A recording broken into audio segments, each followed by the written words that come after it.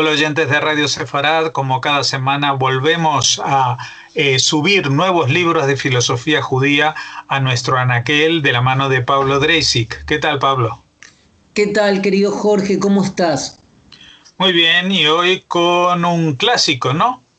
Sí, exacto, un clásico, Jorge, un clásico del pensamiento judío, un imprescindible en un anaquel de pensamiento judío, sobre todo en este caso pensamiento judío contemporáneo, y se trata de el libro La esencia del judaísmo de Leo Beck. Un libro, como dije recién, fundamental y también un autor fundamental. Pero como siempre hacemos, vamos un poco al artefacto, al libro, al objeto, ¿no? Uh-huh. El libro fue editado en una edición que yo diría que en casi todas las bibliotecas de instituciones judías y de instituciones en general de humanidades suele estar, es un libro que suele estar, porque fue un libro que se editó en el 64 en Buenos Aires, y que en su momento fue muy importante, bueno, por supuesto lo sigue siendo. De hecho, y aprovecho para decir que cuando el libro fue escrito por Leo Beck en 1905, pero hacia 1932 en Alemania, y atención a la fecha, 1932, un año antes de la ascensión del nazismo al poder, en el 32 el libro alcanza en Alemania la sexta edición. Y rápidamente, ya en el 36 hay una primera traducción del texto al inglés y en el 48 una segunda. Y luego, claro, en el 64, como decía, la edición del libro en Buenos Aires. Precisamente durante el mismo periodo en que se edita la historia del pueblo judío en 8 tomos de Salo Baron, al que ya colocamos en nuestro anaquel y al que le dedicamos una columna. Y es muy importante también remarcar, ¿no? Lo hicimos con la publicación Sambatión, con publicaciones. Es muy importante remarcar la casa de publicación, en este caso Paidós, la editorial Paidós. Porque esta casa de publicación, esta editorial, desempeñó una tarea notable y al que todavía se le debe rendir algún tipo de tributo. Y precisamente este libro de Leo Beck, publicado en el 64, formaba parte de una colección de Paidós en donde fueron editados en esa colección de Paidós textos nodales, textos claves de lo que podríamos llamar filosofía de la religión y textos fundamentales de la teología cristiana, como por ejemplo el libro de Bultmann, El cristianismo primitivo. Bultmann fue uno de los grandes teólogos y de alguna manera filósofos alemanes, cristianos, hablando de teólogos cristianos, en esta misma colección de Paidós. La colección de Paidós se llamaba Biblioteca de Ciencias e Historia de las Religiones.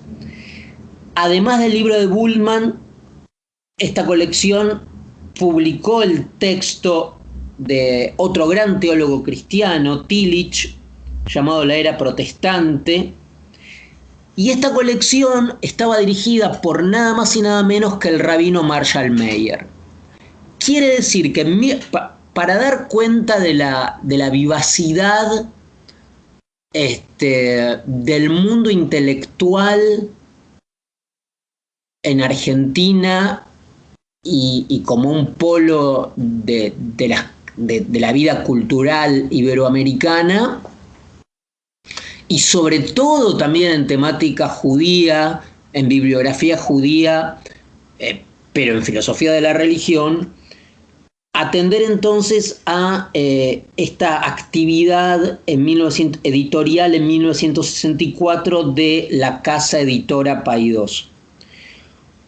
En el caso de este libro, que es un libro pequeño, la traducción la hizo Noemí Rosenblatt, y la supervisión de la traducción, que generalmente en este tipo de libros se elige como traductora a alguien que tenga habilidades y facultades en el idioma, pero generalmente se pone una supervisión cuando se trata de libros que tienen un aparato erudito importante, ¿no? Que se necesita conocer el campo, el tema, y en este caso la supervisión estuvo a cargo del propio Marshall Meyer y además de, por supuesto, Marcos Ederi.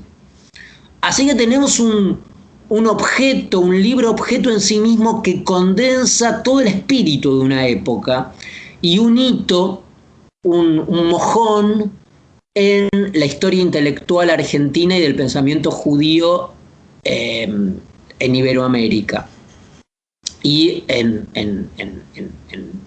lengua castellana en general. Por el texto, por la supervisión del texto, por su traducción y por la casa editorial. Que aparte hay que decir que en esta misma colección había sido publicado El Jesús de Nazaret de Joseph Klausner, otro clásico. Y vamos un poco con el texto nuestro. ¿Quién fue primero el autor, la relevancia de Leo Baeck? Leo Baeck nació en una zona que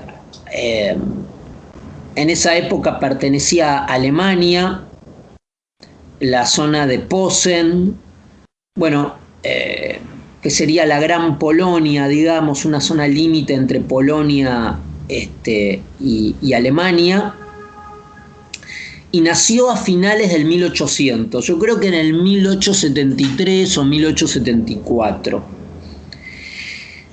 Comenzó su educación en el Seminario Teológico Judío Conservador y se doctora con una tesis teniendo como tutor nada más y nada menos que al gran filósofo alemán Wilhelm Dilthey, que es uno de los grandes, del acervo de los grandes filósofos alemanes, aquel que hizo el distingo famoso entre ciencias de la naturaleza y ciencias del espíritu.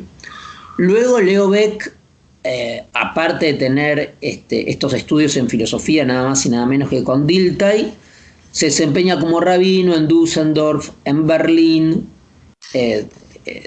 enseña en la famosa Hochschule für die Wissenschaft de Berlín, la famosa casa de estudios judíos, y en 1905 publica el libro que nos ocupa, ¿no? Durante la Primera Guerra Mundial se desempeña como especie de, digamos, entre comillas, capellán judío del ejército, sobre todo para la atención espiritual de los soldados judíos en la Primera Guerra Mundial. En el 24 es designado presidente de la Bnei Brit, pero es una persona que va teniendo puestos muy, muy importantes en la comunidad, en la organización comunitaria judía en Alemania. Remarco esto porque le va a tocar un momento muy difícil, precisamente, que es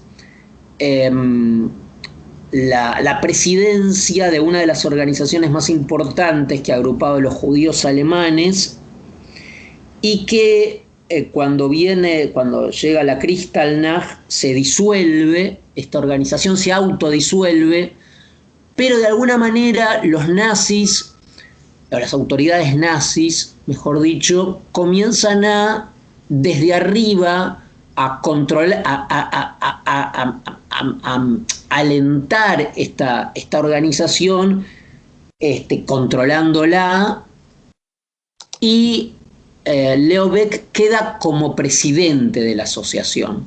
No sé si esto se entiende bien a qué apunto, pero apunto a que Leo Baeck queda como en una situación bisagra.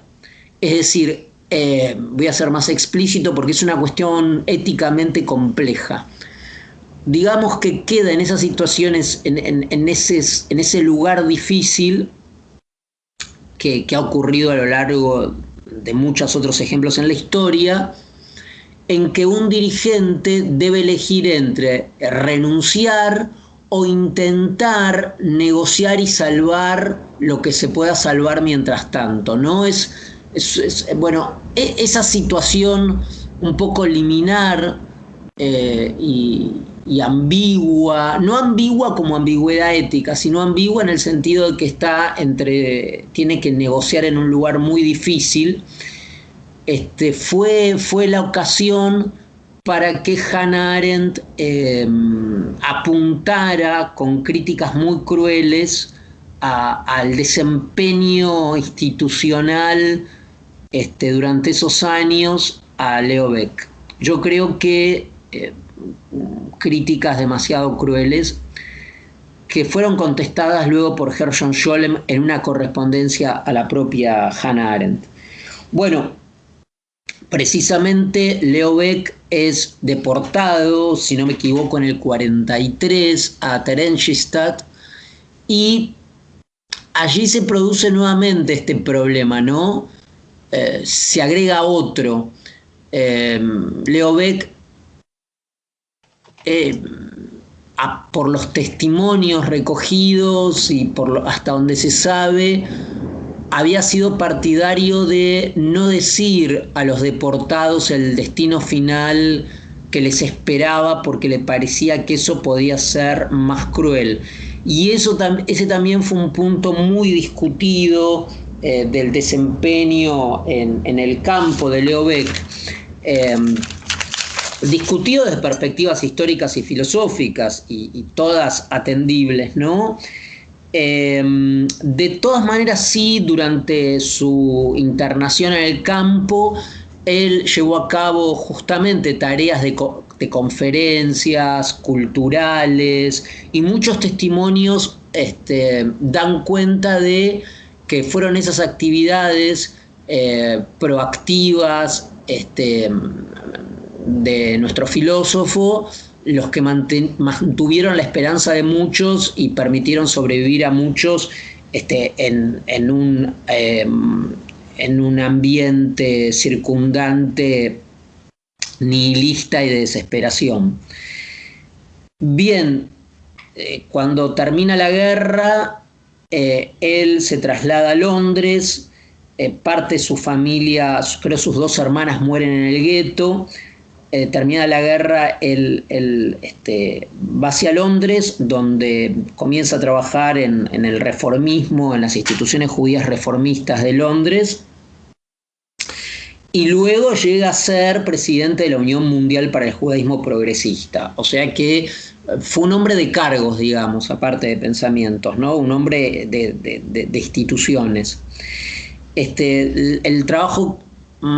Él hizo trabajos muy importantes en el ámbito interreligioso, que de alguna manera tenían que ver con sus propias perspectivas acerca del judaísmo y el cristianismo, sobre todo la figura de Pablo y Jesús, que él intentó recuperarlas para el judaísmo. Ahora, en cuanto al contenido del libro que nos ocupa y que hoy estamos colocando en Anaquel, como dijimos antes, él lo escribe en 1905. Si atendemos a la periodización que mencioné antes, tiene que ver con su habilitación en la universidad y su tesis con Dilthey. Y algo muy importante es que el texto de Leo Baeck, que se llama La esencia del judaísmo, fue una respuesta a otro texto de el gran teólogo alemán liberal Adolf von Harnack, que era el jefe de la escuela histórica del protestantismo alemán, un teólogo muy importante. Y en 1900 Harnack había publicado una serie de lecciones que las recogió bajo el título de La esencia del cristianismo, donde, que es la famosa versión de Harnack, donde Harnack divide aguas colocando al acontecimiento o al evento cristiano o del cristianismo como totalmente separado, alejado y habiendo cortado amarras con todas las fuentes judías. Esto es complejo. Harnack lo toma de Marción, de un teólogo cristiano de los primeros siglos del cristianismo, pero el libro de Leo Baeck es una contestación mostrando, por el contrario, al Jesús histórico y mostrando las deudas del cristianismo con el judaísmo, las deudas en el sentido de las fuentes. Una discusión que no es solamente académica o erudita, sino que en años posteriores en Alemania iba a cobrar mucho sentido, ¿no? Cuando escribe este libro, Leo Baeck, que en 1905, que habíamos hablado que había alcanzado 6 ediciones apenas se publica el libro de Leo Baeck. Y cuando lo escribe tenía 27 años y acababa de doctorarse. De modo que es un libro importantísimo para aquellos que, por un lado, para aquellos cristianos o estudiosos del cristianismo, interesados en el cristianismo, que quieran conocer la relación entre el cristianismo y el judaísmo, y para aquellos que estén interesados en el pensamiento judío contemporáneo. Y finalmente, Jorge, decir que hoy los institutos educativos más importantes en Londres y en Alemania y en Estados Unidos llevan el nombre de Leo Baeck. Digamos, es un referente ineludible. Así que colocamos este pequeño pero sustancioso libro de Leo Baeck e invitamos a los oyentes a leerlo. Muy bien, la esencia del judaísmo que se transforma en la esencia de este anaquel de libros de filosofía y de pensamiento judío que vamos agrandando y poblando semana a semana. Muchas gracias, Pablo Dreisig, y hasta la próxima entrega. Gracias a ti, Jorge, y a los oyentes.